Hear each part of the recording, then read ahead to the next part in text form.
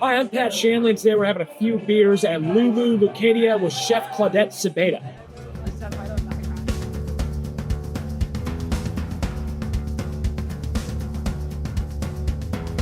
I've been thinking about the things that are stuck inside my head, and I can't get them out. And I've been waking. I'm Claudette. Nice to meet you guys. Yeah, Patrick, sorry. So It's okay. thank you so much for doing this. All right, so here you have my crudo and the Faberge Egg. Thank you. God. Faberge Egg is known for aguachiles, so that the crudo I'm known for aguachiles, so this is like my the Lulu aguachile. Okay. Lemon, coconut, lemongrass and coconut broth on the bottom, carrot, aguachile on top, and then tostadas. These are like the Jalisco style tostadas. We call them raspadas in Mexico. Okay. And then this is kind of the border kid equivalent of snackish foods. All my favorite things. I love a beef tartare. Okay. But I also love textures. So it's a perfect egg wrapped in sushi rice, breaded in panko over a Wagyu beef tartare, and then the herb shrimp sauce on the bottom. The idea is that you slice down the center of the egg, so it's nice and runny. I'll let you do that off the magic of talent camera. Okay, yeah. And when you get the jammy egg, you kind of mix it all together and then wrap it in the seaweed to make like a little hand. Good Lord. It's a lot of explanation, a lot of words, but the food is generally pretty, at the end, it's like rooted and simple. Okay. It just sounds very chef. Gosh, beautiful. I believe it. I read the Eater interview, and it was saying that it feels like you're throwing a party every night. Yeah, And then you walk in here and you look in here, it feels like you're at somebody's house. Yeah, It's yeah. really beautiful. Eerily, I was brought into the project as the last piece of the puzzle. Okay. I met my business partner at a Padre game, and like Classic San Diego story right very there. San Diego. Only that shit happens here. Alright. But when I came in here, there's a couple of things that were like nudges from the universe of like, this is where you need to be. And the biggest one, it looks like my house. Really? I have a 50s ranch style track home. Okay. And we have exposed beams in our living room, so that was one of the pieces where it does feel like my living room. Yeah, it's Kismet. You walk in and yeah, amazing. Is this what your living room looks like? Just tables everywhere? Oh yeah, 100%. Tchotchkes and a DJ stand. They classic. I feel like if I was a chef, I would never cook at home. No, If I- no, yeah, no. okay, perfect. I even had Cheetos and nachos. Yes, are like amazing. the way to go. Do you ever freeze them? They're so good when you freeze them. What? Flaming hot Cheetos. If you put them in the No. freezer and then take them out. No, now I'm insulted. I can't say anything about food because No. I'm just saying, like, I can't believe that that's a thing. It's good. I've never heard of it. Yeah. Like 40 years on this rock. Oh my gosh. Now I gotta try it. Yes, I gave White something people, we away. gotta cool them down anyway we can. That's probably I know. true. Is that how you cool them down? I said these were spicy and he was like, you're the biggest white boy in the world. So, okay, stay away from this. Okay. No, I'm looking forward. It's spicy, but I think that's the magic of my experience, again, as a Mexican human for all my years on this rock, is knowing how to use peppers and chiles and like I think it's kind of a cliche to say like Mexican food hurts you, or like if it's spicy and it shouldn't. It doesn't. If you understand the ingredient and you know how to work with it, and I always think like ingredients are alive and they talk to me, and I know how to work with them. Like, okay, this is spicy. I need to add something sweet. Carrot juice. Carrot juice is naturally sweet, so it unlocks and it locks and it does this dance. So if you know how to work with the ingredients. Yeah, this is to me what blows my mind about it, because it's kind of like if you're painting or if you're like writing a song, I know the like A goes to F or something like that. So for you with flavor, I have such an unrefined palate that like to hear this is amazing to me. The human beings that I resonate with the most are musicians. Like I'm Really? from Okay, kinda like great. a You have the musician Metallica family. shirt on right now. Yeah. I know my brothers know how to play every instrument only by ear. So it's like this weird connection to how you do like the high notes, the low notes, when you drop the beat. Food is the same. You get through the high ingredients and you get your earthy, your beets, your mushrooms that are like the low notes. Yeah. So it's just knowing how to work with them. And Mushrooms are the low, they're the yeah. lo-fi. It kind of hits down here and that Yeah, low I love belly, that. you know, Yeah, so right in the gut. Yeah. So enjoy. Absolutely unbelievable. The textures of it are unreal. Because you. of the seaweed and everything kind of like melts into it. Yeah. It's crazy. I've never had anything like that. Some people say it's like, oh, it's a Scotch egg, and I'm like, well, that wasn't where I was going with it. And then, like my friends that are either Japanese and or border kids like me, they're like, oh, we get it. It's more of like that, like sushi meets fried sushi roll, like that, like millennial weird texture thing. But really, it's something. And another friend of mine recently called it an egg croquette, and I'm like, that's what it is. It's an egg croquette. It's just wrapped in sushi rice, but I'm just obsessed with textures, and I never want to have like too mushy. Kind of freaks me out in my brain. Okay. So I needed something to get that textural crunch. Yeah, and I guess that's what it does because the tartare, it has that mushiness in it, Yeah. and then it melds into this, Yeah. and then you got that little bit of crunch from the egg, and it's Yeah. all gooey. I Yeah. don't know, it's amazing. You can obviously describe it much better than I can, but the flavors in it also are unbelievable. Thank It's you. all over the place. It's like Yeah. hard for my brain to like keep up with it. It came up out of nowhere. I was in Cabo doing an event in November, and I said, "This is Lulu's Faberge Egg." Again, because we do kind of think of this place like this is the everlasting party, Okay. and Lulu is our muse. So it's like a woman. Lulu is the spirit, and Lulu is Leucadia. Yeah. And we have so many of our we call them board members, our investors, are women. Along the wall, it's pictures of women. They're black and white pictures Oh, yeah, I of see women. that. It's all of our grandmothers in the age that we think Lulu would have been if That's she were a amazing. human. And this building's almost 100 years old. The Rat Pack used to hang out here when it was a roadside motel. Really? So the lore of this place is bigger than us. It's bigger than me. So I always let Lulu be my muse and like tell me what she needs. And that Faberge egg, I was like, this is the first dish that went on the menu before I even knew I had a restaurant to give a menu for. Like, It's amazing to me to hear you talk about this place like it's like a living entity. oh, it always is. Mostly because I just watched The Shining, which is a much more negative connotation than this place The has. Stanley Hotel Much is also better. way creepy. Yeah, a little I've bit. been This there. place is much homey. You've Yeah. been there? Yeah. Oh my god. And it Did you is stay very- in room 237 or whatever? No, they had it closed off. We couldn't they even did? go, but it is very, there was apparitions and shit happening to our phones stopped working in certain What? areas. Seriously? 100%. Oh my god, you saw a haunt. Yeah. Would you have stayed in room 237 or are you into like that type of No, stuff? sorry. Yeah, no, I wouldn't Fuck either. You no. can curse, I don't care. Yeah, Rich no. though might get upset. No, fancy you know, aesthetic. I believe in that stuff, but I'm also not gonna push it. Like I'm good. Yeah, that's a good way to take it. I you know? respect it. Like I go in the Thank ocean you. That's and I exactly what I'm respect saying. the We respect ocean. it. Yeah. We got good energy here at Lulu. Yeah. You guys opened recently though, correct? February. So February. we're on our 8th month. It's unbelievable. I mean, it's packed right now. We're literally in the middle of service right Yeah. now. Yeah. Yeah, So I'm thank like, you very much I'm for like doing playing double dutch. No, this is incredible.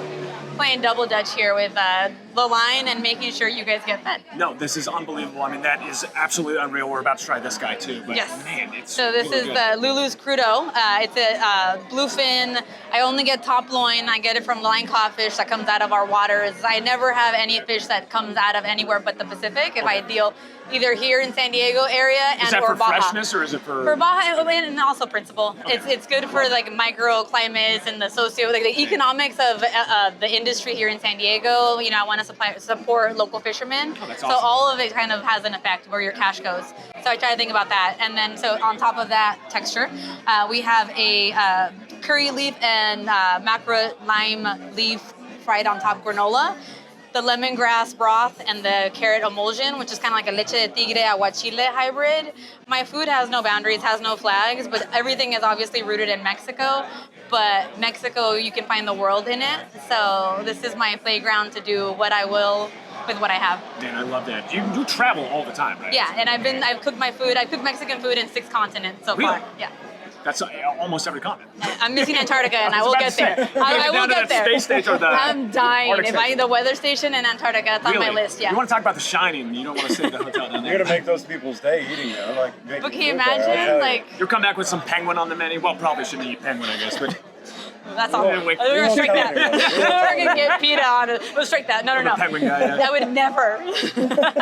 Kids don't eat penguins. That's what we're talking about. Yeah, but enjoy. I'll be right back. So I'm Natalie. I'm one of the lead service management here. I have been here since the very beginning. I saw this whole place kind of become this beautiful magical portal. I heard of this thought last year when I was working at a different restaurant. Okay. I was a manager for a different restaurant. What restaurant can you say? Yeah, why not? I worked at Miranda. I love them. They're great. They're in South Oceanside. I was the wine manager there, and one of Wine the manager. Oh my yeah, gosh. So you I must was. have I've an been extensive managing pool of knowledge. Yeah. a little bit. I'm from Las Vegas as well. Oh, nice. I'm from Reno. Really? Yeah. That's awesome. Yeah, I love it. Yeah, so I got scouted in Miranda. I met the owners of this establishment, which is Jamie and Brittany. At the time, I didn't meet Chef yet. I just knew about the project, and they loved me. They thought I was very hospitable with guests, and they kind of talked to me about this project, and I said, I have to be a part of it. I quit my job a week later just for this project. Wow. Yeah, a week later with no money in my account. Mind you, I was broke. no money, and I believed in this project so much that I was like, I need to be a part of it. I got scouted in November, end of November, almost December. I got the job in January. So I was jobless, essentially, for 2 months, waiting for this project. And then 1 month before this place opened, because she said it opened in February, correct? Yeah, February 22nd, but we started training in January. Okay. But it was not fully completed. So I was here, we were training, it was just a thought, it was just an idea, and then it turned into this portal. I met Chef Claudette, I was mesmerized by her talents, her creativity. Also just her personality. She And her comes out, personality, she's just awesome. Yeah, enigmatic she's person immediately, right? very, and she's very humble. I don't think she realizes how gifted and talented she is. She's so extremely creative and just talented. And she's super humble. Yeah, which is funny. So I worked in restaurants, many restaurants in Los Angeles for years and years and years. Nice. And chefs have a type. Yes. You know? Oh, and absolutely. She does not really fall into that type for me in the very brief interaction. No. And it's funny because she will always acknowledge when she's wrong if she has messed up or... That's not the type And of that's chef not that the I'm type, really talking exactly. about. Yeah, and which is so funny, I'm from Vegas and I've worked with a lot of chefs as well who are just very aggressive, but she is just a very giving person. She gives us gifts. She feeds us every single day. She buys us boba, Starbucks coffees. She cares about her stuff, which I really appreciate. You said boba, and I thought Labubu for one Labubu. second there. I was like, oh, she's buying everybody Labubu. No, I wish. Could you imagine? I would love a Labubu. Those things are pricey. Do you talk about Lulu the same way she does? Like it's a living entity? Like, It is. It's Okay, so it is, crazy. all right. It really is. That's why I keep saying portal. It's magical. It moves people. People come in here and they feel like they're kind of escaping time. They're sitting here and they're infected by the music, the energy. All of the servers kind of bring their own stories and their own creativity, which I really value about this place because we're all creatives. All of us are creatives. I'm a musical theater major. Oh, amazing. We have others that are artists, painters, photographers, singers, dancers. Everyone's a creative in this space. Best musical. Sorry to just bring you in the spot a bit. Best musical, that's hard. I'm a Phantom of the Opera kind of girl. Oh, love it. Immediately. I'm a Phantom of the Opera kind of girl, or Moulin Rouge. But like I've that. seen a couple musicals. I went to UK, saw Wicked, and Moulin Rouge. Okay. But yeah, I love the restaurant world. Being a part of this team is invigorating. It's a really cool place. Everyone's talking with so much passion when they talk about anything here. Yeah, It's just yeah. infectious. I feel like you come in here, it feels homey, it feels like a place you want to hang out, it feels Yeah. like a place you want to come back to. Absolutely. I think, her name draws a lot of people in here, Oh my God, especially, yes. like after recent appearances on big shows like that. But it's not just the food is great, it's exactly what you just said. I just feel like it feels like a neighborhood spot, even though it's this lofty, celebrity level chef. Yes, absolutely. That's what I'm saying. It's a humble environment. People come here from all over. We've had people travel hours just to come and sit at this restaurant, and it kind of takes you away from the space. You're just in this beautiful portal where time just keeps moving, but you don't feel it. Love You're it. in your grandma's basement, which is kind of the vibe of the restaurant. Yeah. You're in your grandma's attic. Yes, you showed all the grandmas Yeah, over there. all of our grandmas are in there. They watch over us. That's why I said it's very spiritual. We have a guy that comes in who reads our tarot cards, reads cards. His name's Matt Powers. Comes here every Thursdays and Sundays. And he also makes the vibe even more kind of vibey and witchy. And Yeah. we love it. We love it. It's a great space. And I can't wait to see what happens in the future. Well, it's in the cards, I guess. It's in the cards, exactly. That's why they pay me the big bucks right there, is that type of wordplay. That's right. That's right. I love a little fun. So, Pat, what are you drinking tonight? Glad you asked that question, Mitch. I am drinking the Looker from Duckfoot Brewery. It's very good. It's a blonde. What's the review? What are your thoughts? We go to a scale of 100. Let's go to 5 stars. I think let's go to 100. 100, I would give it a 92. Beautiful. Yeah. Beautiful. Solid A minus A, depending on the curve. Cool. Physics class, it's an A minus. Here, my friends, let's get you guys set up. Thank you. You're very welcome. Thank you guys for taking the time to talk thank you to for me. taking care of us. You should set that. Here, drop it off. I got the lamb shank. This is the brisket ends. And this little clutch is your warm tortillas. Enough for both dishes. It's a tortilla purse? A tortilla purse. Oh, clutch. Sorry, it's so from the award show, if I have a You are the keeper of the tortilla purse.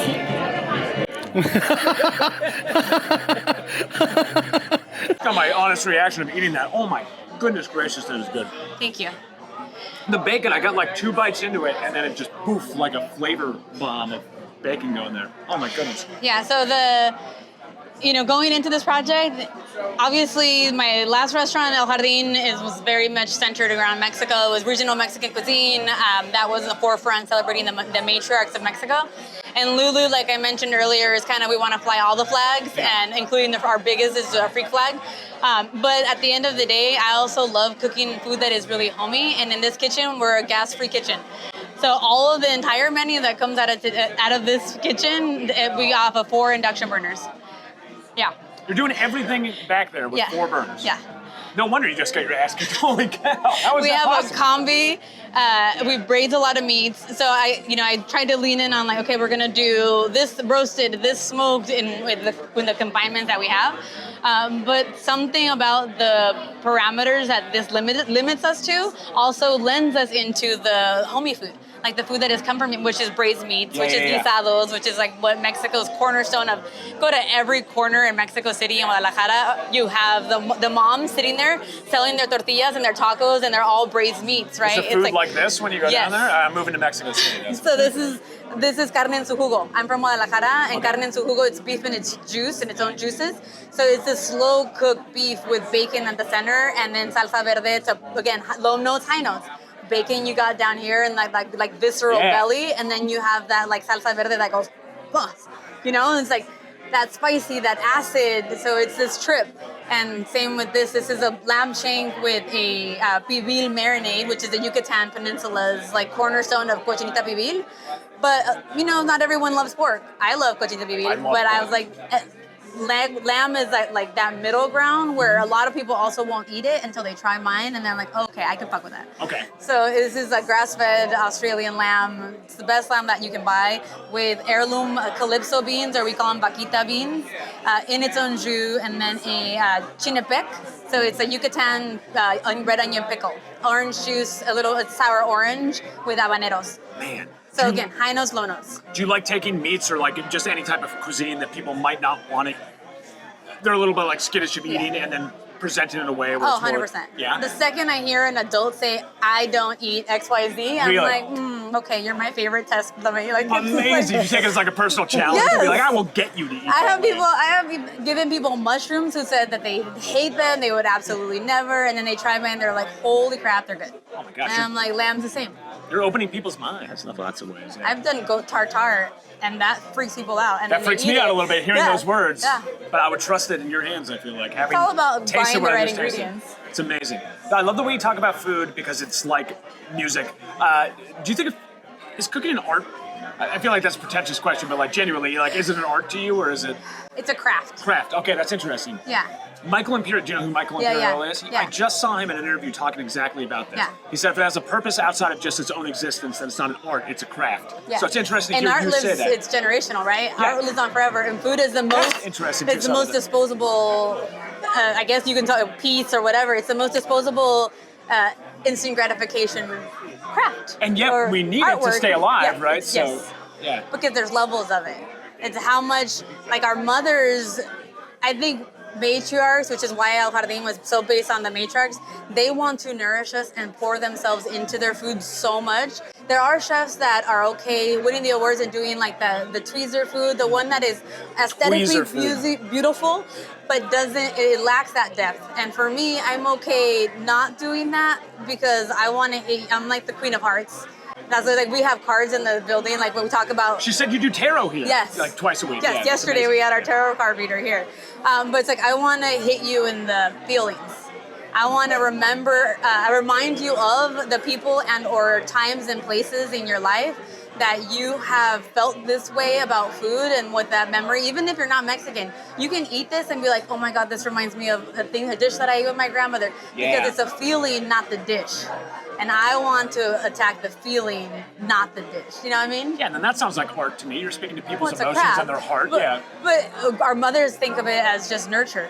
Yeah. Right? Our grandmothers, they don't think about it as art. They just like, I want to give you what you need that you didn't know you needed. Nice. I'm getting like a schooling on matronly love here. I'm gonna take it back home to my own wife and my own children and try and like work it in my own life here. Well, it's just this, as a female chef, I don't ever consider myself with those words like female chef. I'm a chef, I'm a cook at heart. But I think there is so much that when I started, I've been cooking 25 years professionally, been in kitchens my whole life. And the one thing that for a long time I neglected was the motherly nurturing side, because I thought I had to be a certain sort of way in order to run restaurants. I had to be tough and I had to be like the dudes and the bros. But I didn't understand how much of a gift my divine feminine was. How I lead, how I cook, and that love that pours into it, it's actually my superpower. No, I believe all of our superpower as women.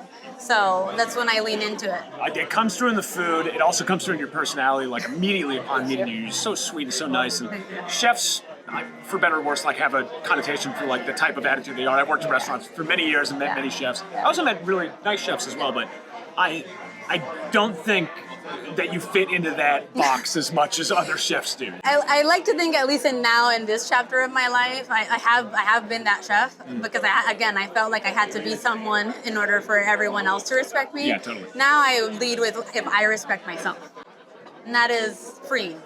And you do. I love myself. Yeah, like in this, it comes through in my food. It comes through in how I lead my team. Where you met Nat. Like we lead very unorthodox business here. I'll tell you what, I love you too after sitting down here. I'm a huge fan. Rich brought a sleeping bag is going to be a day. Yeah, I'm moving in actually. And very few people get to see this side of me because you go on TV, you're this tough chef, you wear braids, and you're in competition, and that's a whole different part of me. That's a different gear that I shift to. But when you come to my house, this is like coming to my house. I'm here more than I am in my own home. My kid works here. Really? My son's at the bar. Oh my gosh, unbelievable. And my daughter is a host. Is he old enough to tend? Yeah, he's 22. Okay. He's 10. He has a step stool. I mean, I started at that age. It's fine. It's all right. I'm not judging. Child labor, again, strike that. That's all right. Yeah. But yeah, it's as visceral of a project and the fullest manifestation of my career and humanity as I can get. So I'm excited to be here, and I'm happy. And every dish that comes out, my hands touch it, the team that I have, it's me and 2 cooks. It's unbelievable. On 4 burners, serving however many covers you turn it out 110 today. Unbelievable. No way, unbelievable. Is there the most popular beer that you're serving here? Is there? Modelo is at least I would do a miche with a Modelo on a really good summer day. I don't drink when I work. Okay, gotcha. Yeah, it's my moral compass won't allow me to, because I want to be as aware and as on top of it for my team. Yeah, I think that's beautiful too. Yeah. On the days off, I let it rip, but not when I'm at work. Love it. Love it. Thank you so much for everything. This is absolutely amazing. Cool. Laura McVeigh, one of the lucky investors of Leu Leu Leucadia. Lucky is the appropriate adjective, I feel like, because this place is beautiful, and immediately walking in, I'm like, wow, what a place this is. The building itself, talking to Chef Claudette, just talking to the staff, it's a very unique restaurant. I don't feel like I've never really been to a place like this. It feels like going to somebody's house. Yeah. So I feel really blessed. Jason came up with this brilliant idea, right? Where we wanted a place where, similar to a Soho House, where you could feel safe to getting weird and have expansive conversations and good food. And there wasn't a place like that in North County, right? It was wait at the door, or you got to dress a certain way. And that's not Lulu. Yeah. And being an East Coaster myself, I miss that. I miss getting creative with people and having cool conversations. So when I was approached with this brilliant idea from Jason and Jamie, I was like, I'm in. When you say getting weird, what do you mean? Getting weird, we got somebody spinning vinyl, right? Yeah. And then we there's a record shop right there. Is this it? Can I touch it? Yes, you could. Is that literally it? Okay. Good. Or you can get a tattoo right after. Yeah, I saw that too. But Rich is gonna get a face tattoo. Let's have deep conversations over good food and good wine and good music. And not the music that you're going to hear at the Roxy or D Street. These DJs are pulling out stuff. We have Shay. Shay tomorrow night's having Dine and Disco. When was the last time you did that, right? I've never done that. I feel like I need to do that, Yeah. I like both of those words a lot. Yeah. Do you invest in other restaurants around the neighborhood? No, I was going to say neighborhood, but just in San Diego. No, but there is some incestuousness with Leu Leu Leucadia. I know that a few of our investors are involved in Hamburger Hut and Corner Pizza and other amazing restaurants along the 101. So Well, this is a very unique place, and the food is absolutely Good, I'm glad you like it. Yeah, I really, truly love it. Chef Claudette is the sweetest, nicest. And beautiful. Yeah, she is also very beautiful. Yes. She is. Yes. We love her. Well, thank you very much. I really appreciate it. Patrick, nice to meet Nice you. to meet you as well. Thank you. Cool. Get ready to rumble! Not. That was amazing, though. So this is one of the newest desserts. It's all the things because it has things and stuff. Ice cream from Little Fox Cups and Cones. Again, our micro kitchen. I used to be a pastry chef. I started in the first 8 years of my career as a pastry chef. I know that. Okay. And I always think backwards when I think of menus. I go dessert first and then I go into savory. Love it. Just how a lot of pastry chefs say savory kind of think. And I realized in our micro kitchen, it was going to be really hard to do something that I was going to be proud of as a dessert menu. So I said, let me partner with the people doing the best in what they do. And Megan Knoll does the best ice cream, I think, in North County. And another woman-owned business? Yeah, that's incredible, yeah. And she's the most like nerdy scientific approach to science. Like she has a big barrel that like repasteurizes her milk and dairy, I think, and it looks like a Richter scale. It's incredibly like super brainy. Like a Breaking Bad situation over there. Yeah. Exactly, a little Walter White-ish. But even the ingredients that she chooses it from either women entrepreneurs and or the best source of chocolate, out of the spices. Man. So this is her all the things ice cream. It's got peanut butter swirl, chocolate chips, pretzel bits, and a pretzel cream in the ice cream. And then I paired it with, so again, I accessorize. I'm good at adding more extra things. Like a good Mexican, I'm very extra. So sticky toffee pudding. My girlfriend from Australia's mother gave me hers, and she, I think the best sticky toffee pudding is in the UK. Sticky toffee pudding is my absolute favorite dessert, or none. If you go to Australia, it's just as highly acclaimed as the British version. Okay. And so this is a hybrid of my friend Mary Jane's mother's recipe, where I did banana. Hey Jude. I did half banana puree, half date. So it's a banana forward. You kind of like inhale a little bit, and that banana comes through. It's banana puree, and that like toffee sauce mixed with the peanut butter. It's got a little salt in it, with a filthy brand black cherry on top. So again, trying to be as no artificial, no red number 4, all that good stuff. But every adult that I know always just wants to be a kid. Like today, I woke up and saw the DuckTales jingle. Oh yeah, yeah. Like it turns 38, and I'm like, oh god. Oh no. I just want to do. Sorry, I watched it too. We can sing the theme song if you want. 100%. Yeah. That'll be our outro. But yeah, as a pastry chef, I always want to lean in on the whimsy, and again, I'm going to hit you in the heart, and I'm going to hit you in the feels here. You got me with that immediately when you set this down. I have a 2-year-old and a 4-year-old, and they're obsessed with sprinkles. I mean, like obsessed. I put them on literally everything, like on mac and cheese. Yeah, you should buy stock and sprinkles. Exactly. I saw it when it came out, and I was like, the first thing I thought, I was like, they would lose their mind if they saw this thing. Also, I feel like I can taste this looking at this. It looks so It just makes you smile. I've never looked at whipped cream and sprinkles and made an ugly face. It's beautiful. It looks like a campfire, too, like with the logs kind of going there. Oh, yeah, I didn't even think about that. Yeah. Well, no campfire, but it's delicious. It looks fantastic. Thank you so much for everything. And doing this during a shift, I can't believe it. You're a true multitasker. This is incredible. This is another thing women are great at. Men are good at eating dessert. Which Yes. is good. This is where our strengths collide. One of the few things, exactly. Enjoy. Thank you. Thank you so much, Chef Claudette. It was a pleasure to meet you, too. Thank you so much.